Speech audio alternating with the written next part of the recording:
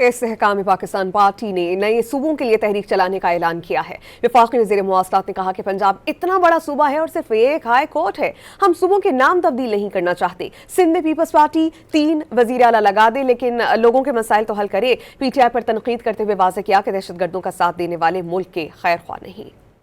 हमारी पार्टी ने, हमारी जमात ने यह फैसला किया कि हमने इस मुल्क में एक तहरीक शुरू करनी है जिसमें हमने इस मुल्क में ज़्यादा सूबे होने चाहिए।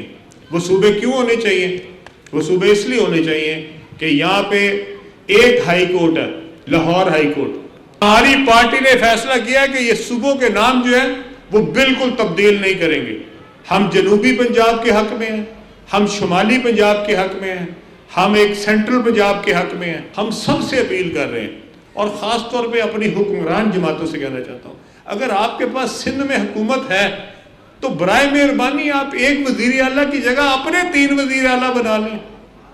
और हमें ये तो इतराज़ नहीं है, हम तो नहीं कहते कि आप सारे लोगों में बांट दें, और भाई अपने कोई और वज़ीर आला बना लो पर लोगों के मसाइल तो हल कर